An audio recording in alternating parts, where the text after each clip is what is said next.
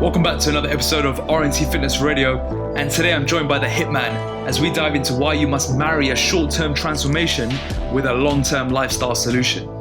We talk about why you can't have one without the other, and why the common industry thinking of throwing all your focus into one goal, one date, and one time frame is problematic. Ultimately, we need to create a paradigm shift in the industry to stop selling one-way tickets to the top of the mountain and start making return trips mandatory for anyone looking to go on this journey. Getting to the top is relatively easy. Finding your way down is a whole different ballgame. If you want to get into the shape of your life, for life, and understand why you need to marry the two in order to do so, this podcast is a must listen. Let's dive in.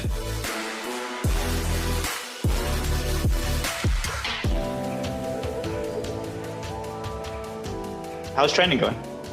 Yeah, training's been really good. I'd say I'm probably in the best spell of training I've had in potentially 18 months.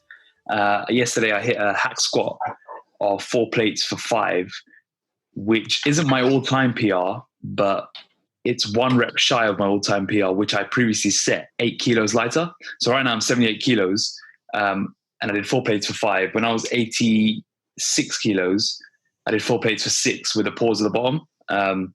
So considering the form is matched, the weight is matched, and now I'm only 1 rep shy, I'm really happy about that. So all-time bodyweight PR territory, and now I'm chasing all-time no matter what sort of territory. So I should be getting there in the next few weeks. The only thing I'm gutted about is I'm actually leaving this gym in 3 weeks' time, and the next gym I'm going to won't have a hack squat.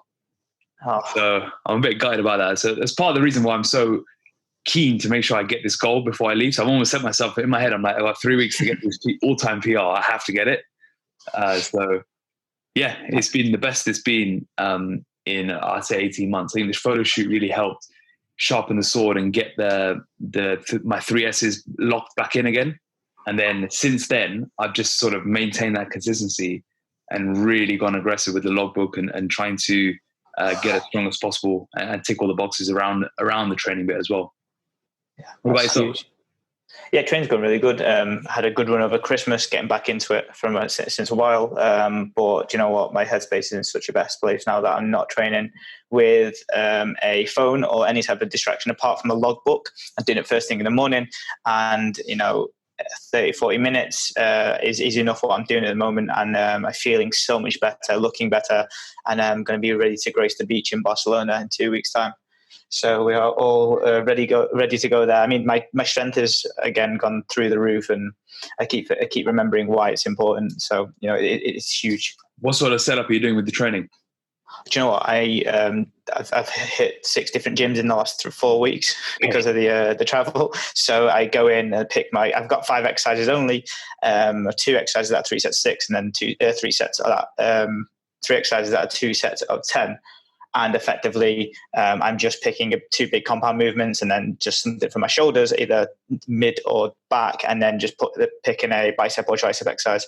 And that's really it, and just going as hard as I can, one rep shy of probably failure, and then getting out. And it's fantastic. My headspace has never been better. Most of my good ideas now are coming from that latter stage of the training program. For some reason, there's things are flowing, which is fantastic. Yeah, it's amazing how good you feel and how locked in everything else in your life feels when your training's dialed in to the T. Yeah, because by virtue your schedule is there, by virtue your structure is there, by virtue your non-negotiables are there, and obviously that's key to having both that short-term change and that long-term lifestyle solution where you're on autopilot all of the time and you're working towards being efficient and great. So before we dive into today's topic, which is essentially the marriage between short-term transformation and a long-term lifestyle solution, let's just touch on training and why that forms such an important part of both sides of the equation, and why if you're going for a transformation or you're just trying to live the lifestyle, you have to place such an emphasis on training. It has to be there. I mean, you see a huge direct correlate between those that invest themselves in the training aspect of whatever training. We're not just talking about, lifting weights to get really, really strong in a small rep range, but we're talking about all levels of training that apply some level of progress. And these all, from a transformation perspective, will gain you those results of, bigger muscles, tone muscles, whatever you want to call it, and get you that short-term outcome. But equally in that long term, when that fat loss, which is probably most people's goals, that kind of moves away, and you go away from thinking about what this aesthetics looks like. Maybe you get that six-pack that you've been wanting, maybe you get that shape that you've been wanting, but now what? You pass through that no man's land of the consolidation phase, when now that six-pack doesn't actually matter anymore, because you've got it, you've completed that goal. But to stop yourself from actually falling by the wayside and turning back to that old identity that you had, and maybe turning back to not training anymore, not doing the things that got you there, you need to have goals for your training so that you're actually wanting to go to the gym and actually wanting to progress in other areas, because that lifestyle solution is about being progressive. And it's the self-mastery of a lifestyle solution, which comes from asking questions of yourself and getting better in all areas. So I think that, but that's the vehicle. The training is the vehicle to help with getting self-mastery in your structure, getting self-mastery in your progress, just in general mindset, and then challenging that and using that as a challenge. I think a big thing is the mindset is that if you go into the gym, or you suddenly put gym as a lower priority after you achieve that first checkpoint, I think it carries over into everything you do, because we talk so much about progressive overload. And I think progressive overload, while it's just in the gym and with training, it transcends that. And, if you're setting PRs in the gym, you're probably setting PRs in other areas of your life. And it's just that progressive mindset that if you're keeping that constant through the weeks, it'll just carry over into everything you do. Like, no one goes to work to maintain, do they? Or no one goes into their relationship to try and maintain it. Everything you want to do is you want to be progressive in your approach to it. It doesn't have to be every week, but it has to be on a monthly, quarterly basis. And the same applies to your training, and that you have to approach it with the same focused intensity as you would with anything else. And I think to really maintain your long-term lifestyle gains, you have to value training very highly. And I see a direct correlation between those who value their training and those who make the best long-term results, and those who actually stay in the shape of their life for life. So if we take people that, track their lifts in the logbook, video their lifts regularly, get amped up about training every week and thinking about what the PRs they want to hit, there's just a direct correlation in how invested they are into their journey, and how good their results are in the long term. 100%, because it teaches you when you don't want to be 100%, or you're wavering in other areas, or your priorities are getting mixed match in the other. Is like, can you go and do it? Can you go and progress in the gym? Can you go and create that growth mindset instead of that fixed mindset towards your training, which then transposes into other areas of your life? And the other reason why it's a vehicle is that, let's take you for example. Let's say, all right, Nathan, you're going to improve your bench from 100 kilos to 120 kilos in the next 6 to 12 months. Now, just by default, you have to adopt a certain level of structure, strategy, and systems into your day, just by having that goal of improving your lift by 20 kilos. All of a sudden, you have to focus on your sleep, because if you don't sleep properly, you're not going to be able to train hard. All of a sudden, you have to focus on your hydration, because if you're not hydrated, your strength's going to be low.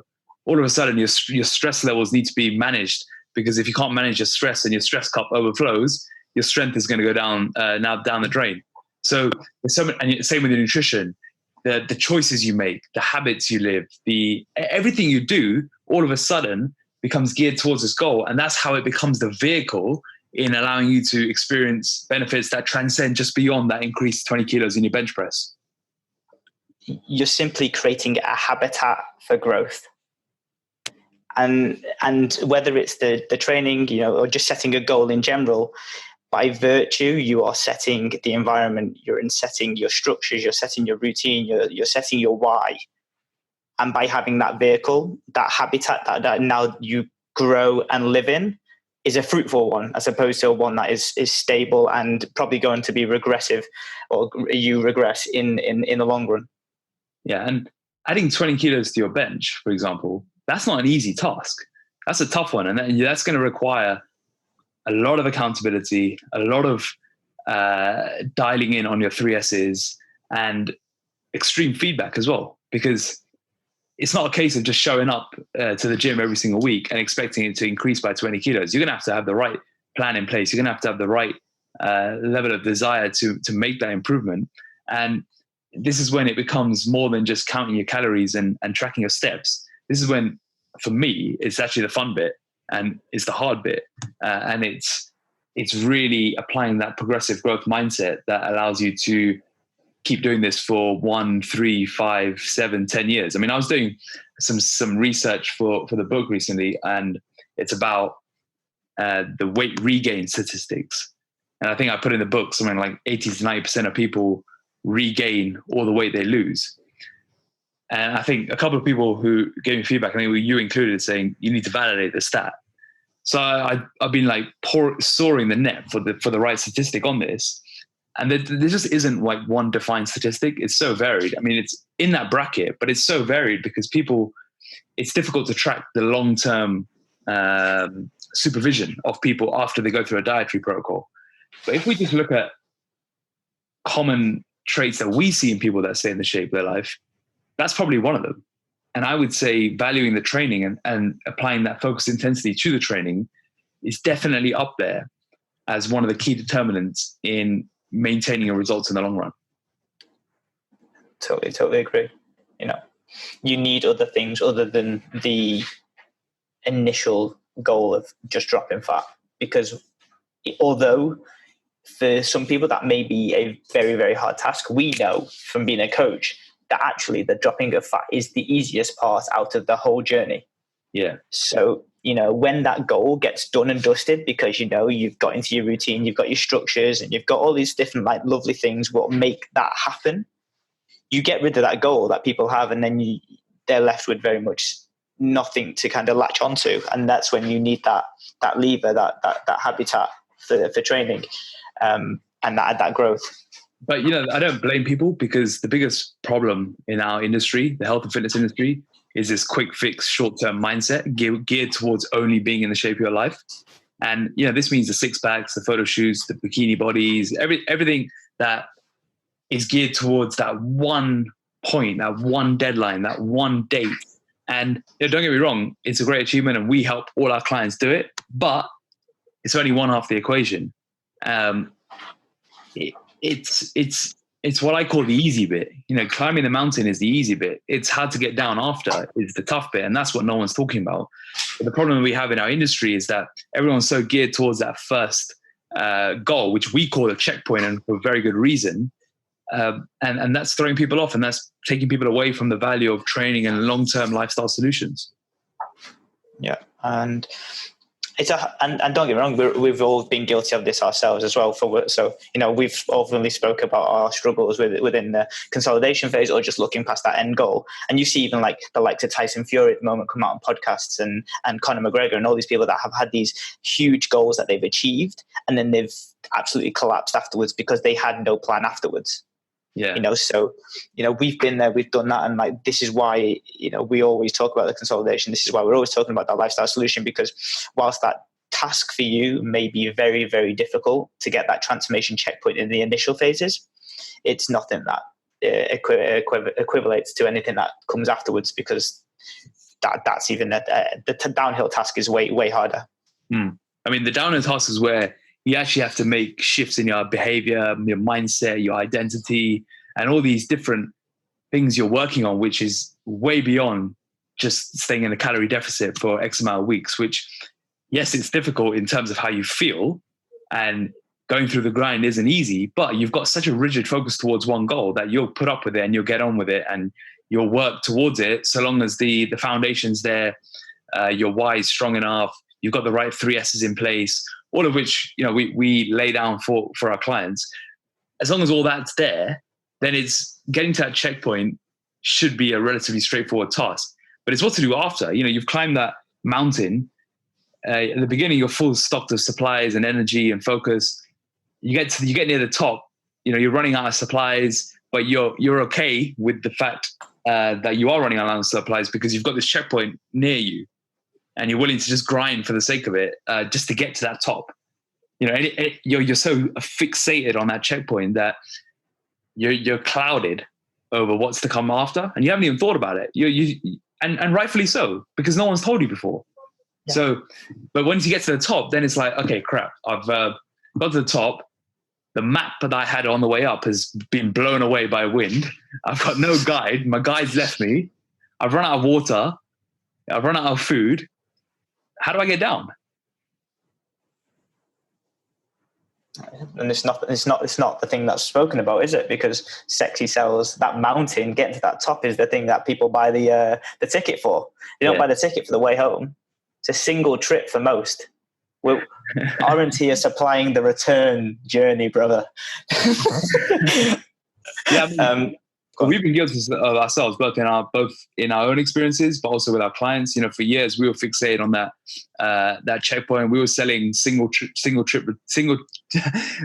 tickets. I like that one.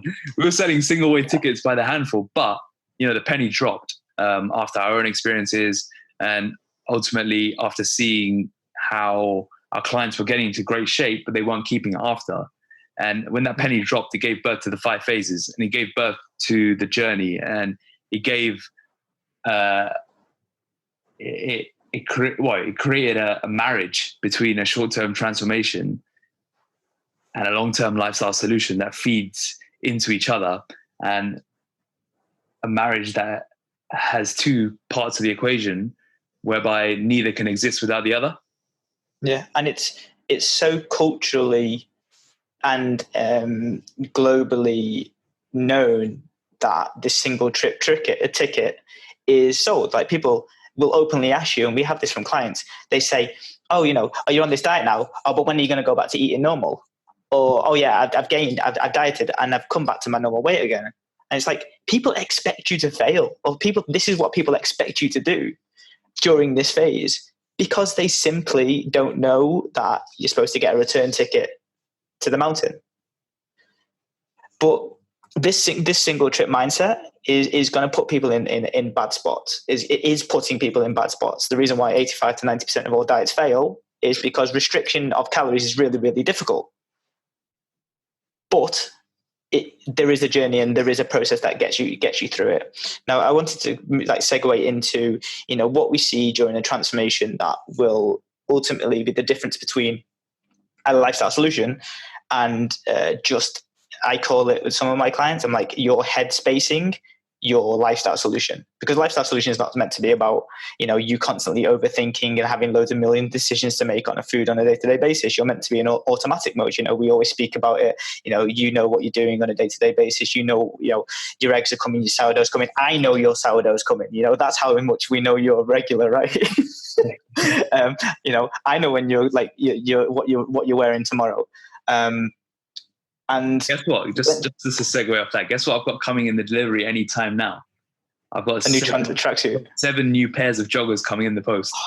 I was going to buy you a tracksuit that you could turn inside out and wear a different color, so you'd only have one tracksuit for 2 days. So I'm going to throw out all my tracksuits. I've got a big ASOS order coming in today. 7 pairs of trackies. Going to replace the whole wardrobe. Oh, fucking hell. Anyway, back to there goes my birthday present for you again.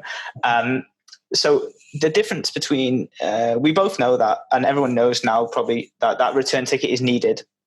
That lifestyle solution is needed, but you have to do a transformation or some level of. Hold on, Nathan. Before you go into why the transformation is so important, why is this return ticket needed? What happens when you're on a calorie deficit that means you're not in the same place mentally or physically? Yeah. So first of all, there's no point in getting less fat or abs to have more fat and be guilty with the way that you looked beforehand. The reason why it's hard is because the restriction will cause you to physically feel tired, physically feel drained, put lots of stress on your day to day, because calorie deficits, any restriction is effectively, if you want to put it bluntly, it's controlled starvation for the most part in percentages. You can have moderate controlled starvation, you can have low control moderate starvation, or you can have high starvation. But equally, it is a level of energy restriction, and that will cause physical differences. That you will lose body weight, but you will also feel tired and feel lethargic sometimes. But equally, on the mental side of things, the ability to restrict, or the implementation of restriction, will cause you to think that you are missing out. It's the FOMO, and that causes then a whiplash effect when you then kind of go into this next phase where you've got the goals, but you want to return to eating more again.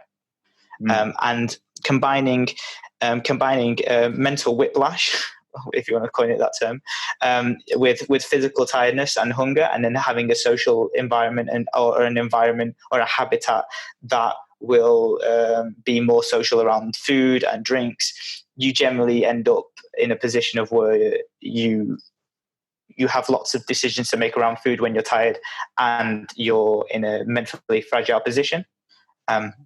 And coming out of that is really, really important, because that will happen if you effectively diet to some degree.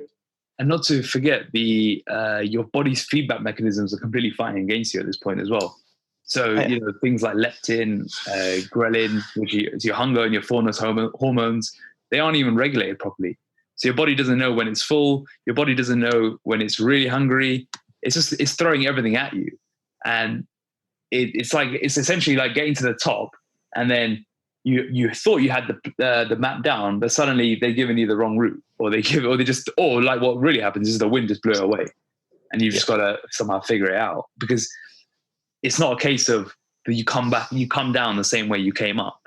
It's not a case, you don't just reverse everything you just did. You've suddenly got to make behavioral, emotional, mental, and physical changes to your day to day, and to your to the way you are, that is not easy at all, and it's very, very, very difficult. But that being said, like you're just about to go on to before I interrupted, you do still need this transformation checkpoint. You still need to actually put yourself through a short-term transformation. So do you want to carry on about why that despite a short-term transformation bringing with it so much risk and potential failure, it's actually very important to start with this? Yeah, so all good things start with action, and you need to put yourself in a position of challenge, mostly to grow as a person, as a new identity. If you are wanting to take steps towards being this new person, to losing weight, or whatever this goal is, there are going to be things in your day-to-day that you're not doing right now that are contributing to you going in the opposite direction. There's going to be things that you're doing right now that don't contribute to your health, whether it's low sleep, decision fatigue, locus of control, so always blaming other people for things and not taking control of your environment. There's going to be things around you just eating poorer foods and giving yourself too much license. All of these different types of things all wrap under the fact is that you are not in control of your current lifestyle, and you want to be. And by doing the transformation, or by doing something that is going to impose some level of restriction upon you, you start to gain control, or you have to gain control in order for the scales to come down, because of this virtue of this thing of where you get a calorie deficit from following some type of meal plan or some type of food tracking system, or whatever it is you create rigidity in your own life through the goal that you have. And that goal and that rigidity then transcends into the multiple dimensions that this physical change will change. But what the biggest thing I find is it asks questions of you. And when I've read your book, and I love it, but it's not for me to be a fanboy right now, but you say that you ask, this book is going to ask a lot of questions of you. This journey is going to ask a lot of questions of you. It's going to be a challenge. It's going to be the hardest thing that you've done, but equally it's going to bring you through and progress you into that growth mindset, into that progressive human being, and the art of self-mastery. And when you're doing a diet and when you're doing various transformation techniques, you're going to have to carve out time, be ruthless with your non-negotiables, carve more time that you didn't think you had for a goal and priority system that you now have. You have to align your priorities to this. You have to, do things when you 100% don't want to do it. You're 50% like can't be bothered, or 50% tired. And you still have to go and make those choices, and you still have to go and do that. That's challenge. And that's why the transformation process is so integral, because it challenges you. It makes you address and control the situations that you're in, and ultimately allows you to progress and develop in human to the position of where you want to be, rather than the place that you've got yourself in at this moment in time. Yeah, I mean, ultimately, the first half of the equation, which we're speaking about now, it builds that foundation for what's to come. So it gives you the tools to have the lifestyle later on. Like, you can only experience all the benefits that you just mentioned there, things like installing non-negotiables or having your 3S's, limiting decision fatigue, getting that introspection and the insights and ideas, developing self-confidence, self-awareness, hitting reset on your habits and routines, and ultimately basically harnessing the initial power of the physical as a vehicle. You can only get that if you go all in and you commit to a drastic change, and a drastic change is a short-term transformation. Whereas if you take it slow, a lot of people say, I'm just taking it slow. I'm doing it the lifestyle way. The problem is you never have to set any non-negotiables. You never have to be ruthless with your time. You never get to be deeply introspective. You never get to increase your self-awareness. You never get that self-confidence and momentum that comes with a short-term transformation. Because ultimately, a short-term transformation, if you nail that, you get momentum and confidence to keep it going.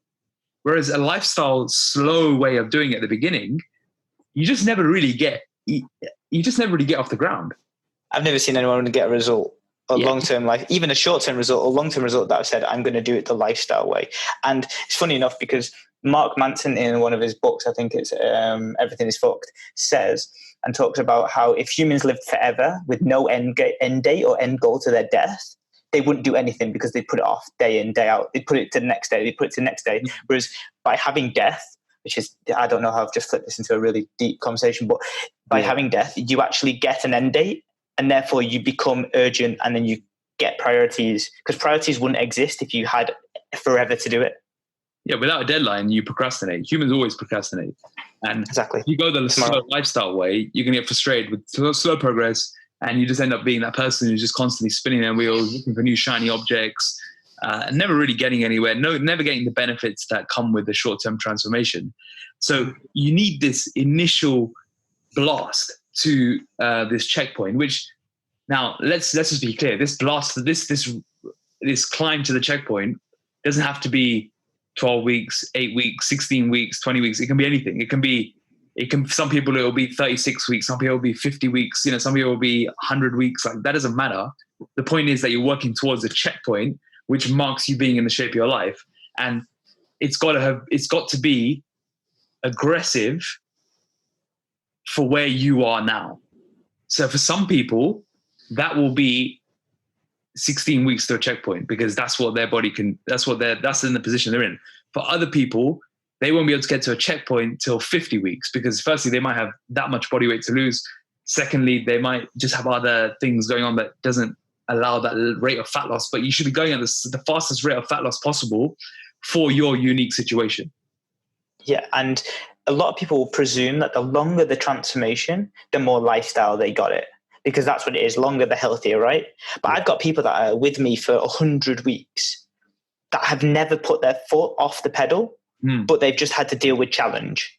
Now that's different than going at a snail pace and never actually doing anything. Yeah, like I have like a handful of guys that are coming through this year that are going to blow the water out of you for case studies that have done it over 50 plus weeks, but they have never ever put their foot off the gas. They've just dealt with challenge in their weeks. We've dealt around it. Some weeks they got 0.4 off. Some weeks they never got anything off. Some weeks they smashed it at 2 kilos loss. And some weeks they learn what they needed to do better next week. Yeah. And it's not about the length. It's just about that you have to go harder than you're currently going for your unique situation.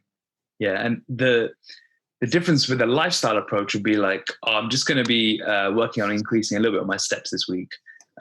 Maybe this month I'll do steps, and then next month I'll drop the apple in the afternoon, and I'll replace it with a celery stick. Something like that, where you're so it's so hard to track and so subjective, or you just never really get anywhere. You might lose you might lose 1 pound every 3 months, right? If that. The people that are saying that they're going to drop the apple in the afternoon definitely don't eat apples. Otherwise, they wouldn't need to drop it. A better one probably should have been like, I'm going to drop the pastry. Drop the biscuit, have an apple instead. That was probably the better one. Yeah. And that actually brings me on to hacking. So a lot, if you just let me go on this for a minute, but a lot of people will try and hack a diet. And they'll try and do the hacks, like it's on Instagram, right? It's like change your digestive biscuits for thin digestives, like 200 calories versus 100 calories, right? And I can give you a very straight fact that from my own experience, which is definitely not a fact, but it's just what I've seen, is those that hack a fat loss phase fail in consolidation and lifestyle solution until they go and re-engage with the CTP, which obviously is the 3 S's. You've got people that do MyFitnessPal, and they do, loads of people do MyFitnessPal. They track it, they track the calories, and they do the bare minimum that they need to get a transformation, and they get results, right? You can get results by starving yourself and tracking your MyFitnessPal, but MyFitnessPal doesn't tell you how to make a routine. MyFitnessPal doesn't make you create non-negotiables. You can hack MyFitnessPal to never create non-negotiables. Oh, never have chocolate again. Oh, well, I can just fit it into MyFitnessPal and I can take 200 calories away from my vegetables and then I can have a Mars bar.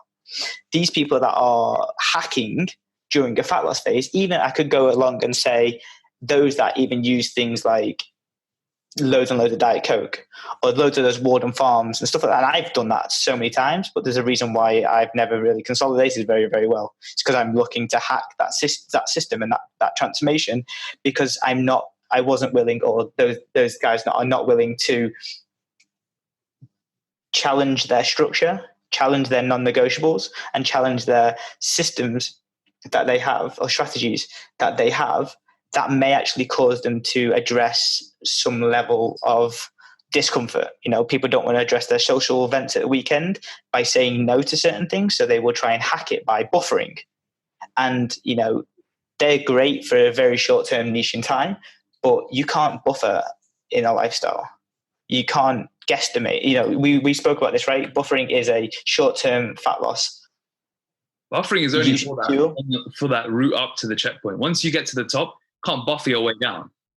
The only way you get down is by saying no, or by making better choices that align with your new identity. Like the ability to say no, I'd say, is one of the biggest factors for a lifestyle solution. So many people are like, oh, it's this event, I'm going to buffer all week for it. And I'm like, why are you still doing that? You should not be. You should just be able to go to an event and be more sensible about it. Or just don't have it if you don't feel like it. If you don't have to have a drink when you go out to a nice restaurant. You can just have water. It's fine. You don't have to, if it's steak night, you don't have to have the biggest steak, but also have the macaroni and cheese, the triple cooked chips, the sauce, the starters, the bread basket, the whole thing, where it suddenly becomes a 3,000 calorie meal. Like, I love going for a steak, but more times than not, I'll just have a steak and veggies on the side. Firstly, I've actually realized that veggies on the side with a steak is actually a really good option, and that you feel much better than how full you feel after you eat the whole shebang. And it can fit that it's more in tune with a lifestyle solution, as opposed to, you don't see lean people or people that are in control of their nutrition and control of their choices go out and smash food out of control on a daily basis or on a weekly basis. It just doesn't. You just don't see that. People who are in control can say no. People in control can go to a restaurant and have what they want, not what they think they should be having or what society tells them they should be having. We should have just got rid of the buffer, the guesstimating, all different solutions to a social event, and just been like the art of no.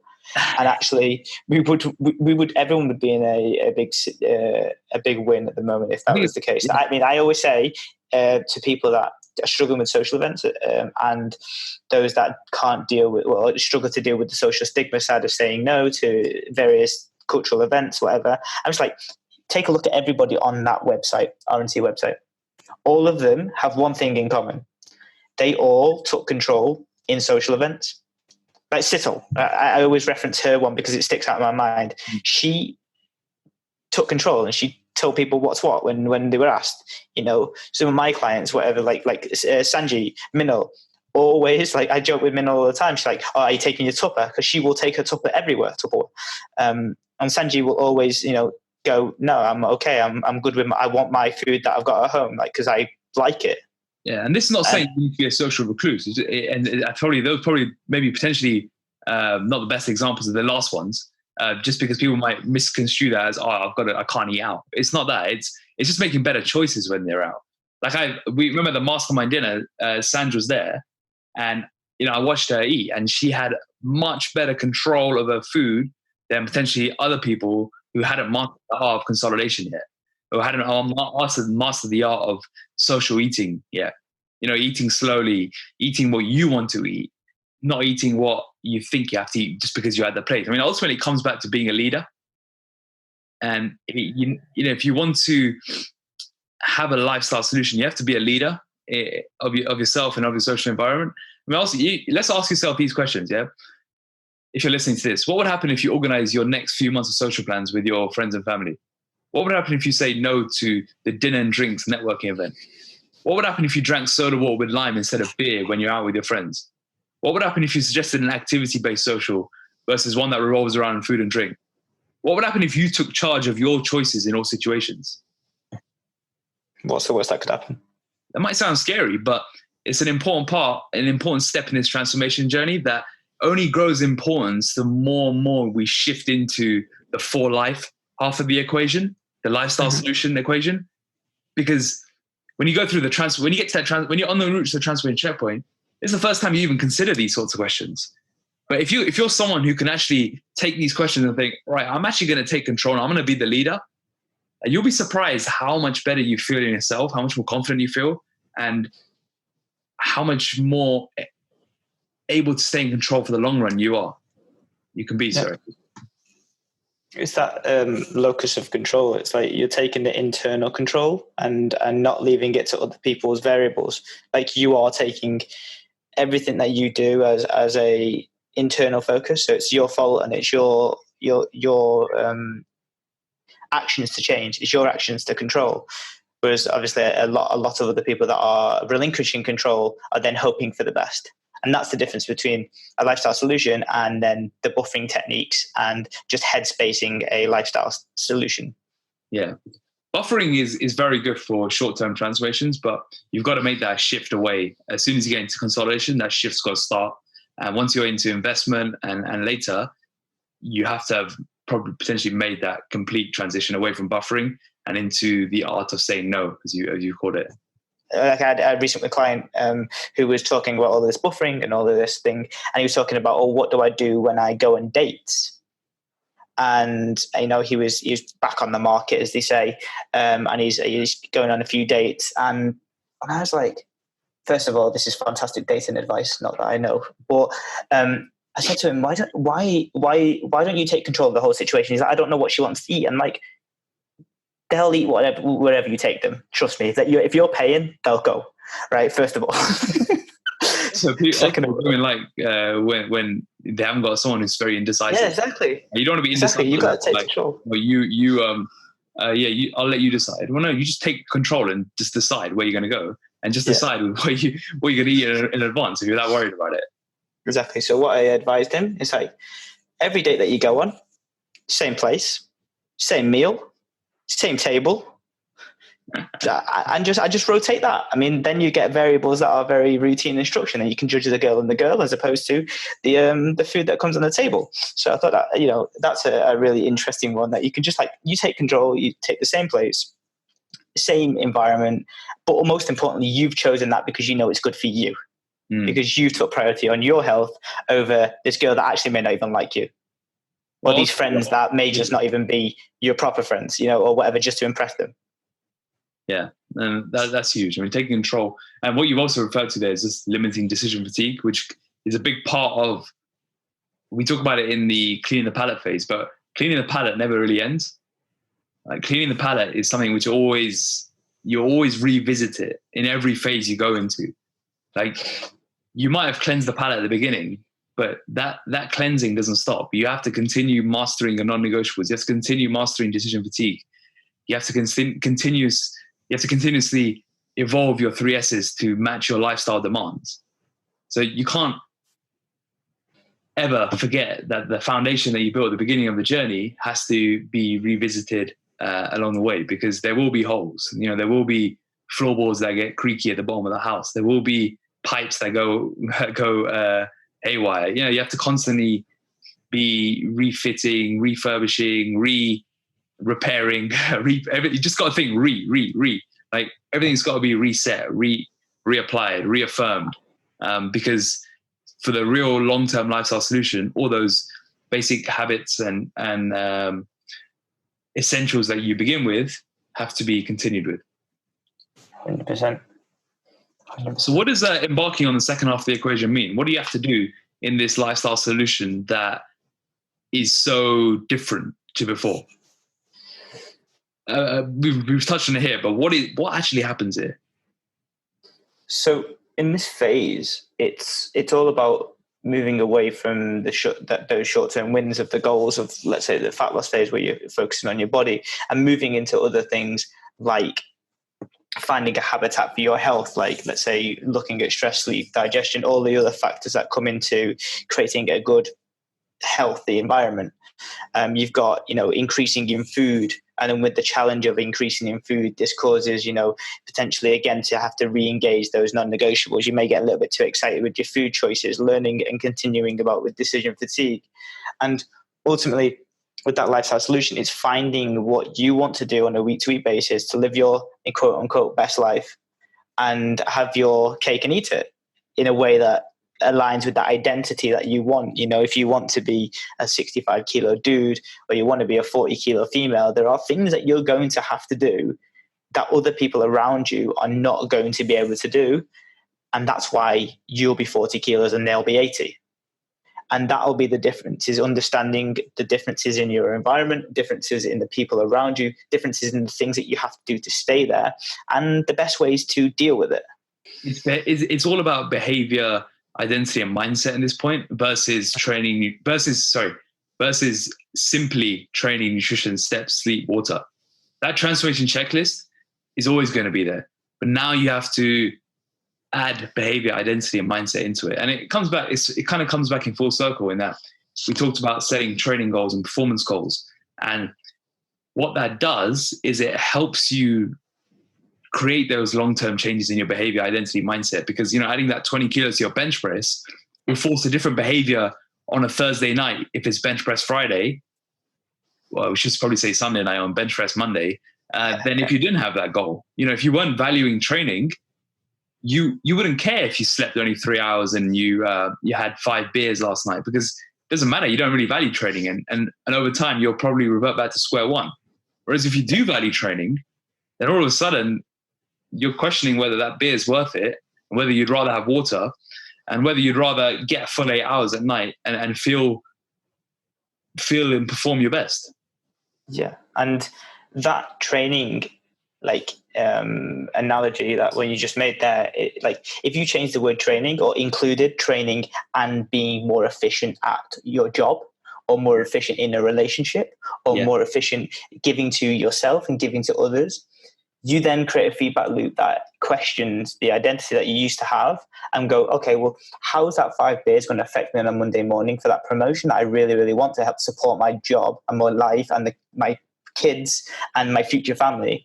Are those 5 beers actually worth it so that I can be more efficient on a Monday to then get that promotion and be more, productive? That's where you start questioning that progressive mindset. And that's where the behavior identity changes actually start to happen, because then you think more so than just, okay, well, it'll be okay because I'll just manage, I'll just get through the day.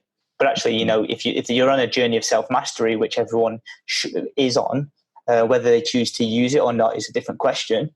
But everyone is on a journey of self-mastery where you should be questioning your own thoughts and questioning your own actions to see if it's actually best for what your priorities or your high-line priorities are. Yeah, this phase is basically an opportunity to pursue self-mastery in all areas of your life.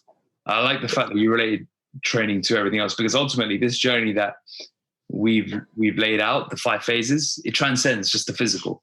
You can apply this 5-phase methodology to anything you do in life: business, work, relationships, anything. Like I even related I did a post a couple of months ago about how writing the book is in itself going through the 5 phases by the actual fact of writing the book, not even like what I'm writing about, but the actual process of writing the book is exactly the same as the 5 phases. And, we talk about RNT as a business being in a consolidation phase, or all these sorts of things. It just transcends everything you do. And I think this long-term lifestyle solution is really about those who nail it are those who are actively pursuing self-mastery in all areas of their life and not just in their physique. 100%. Countless times where people have used this physical as the vehicle, then 3 months down the line, or one of our clients that recently did a podcast with you got 3 new job offers 2 weeks after his podcast with you, which is conveniently 6 weeks after his photo shoot. And for a guy that was like, totally in tune with the grind and really used the physical as a vehicle. And now he's performing on another level to the point of that his bosses are asking him to do certain things, giving him new roles and giving him new jobs.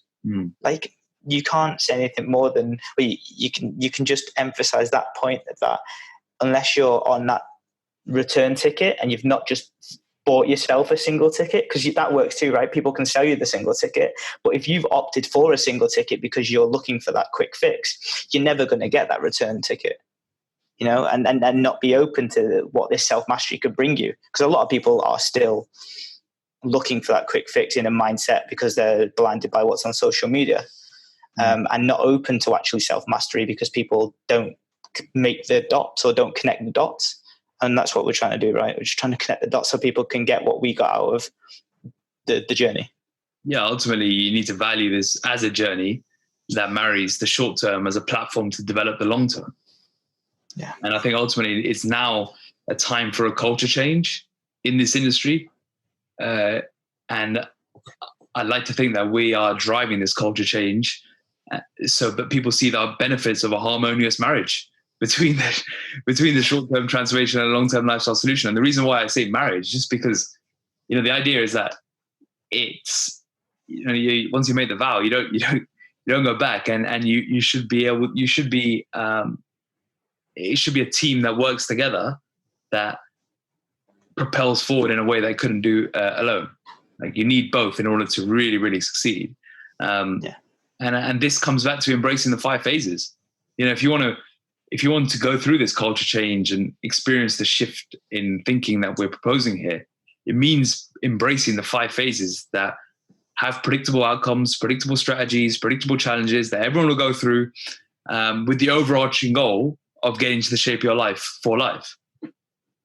And it's when you get to that point, you experience benefits that are more than just the physical. That's when you experience self-confidence. That's when you experience the ability to feel, look, and perform at your best. And that's where, like the client you just mentioned, you're able to push yourself to do more in all areas of your life. It's really mic dropped at that point, I think. Yeah, and ultimately this goes back to our mission at RNT. And this podcast is a start. The book is going to be the accelerator, and we're not going to stop until it becomes a reality. Yeah, the death of the 12-week transformation is starting, and we are planning its funeral. The funeral podcast of the 12-week plan is coming in probably a month's time.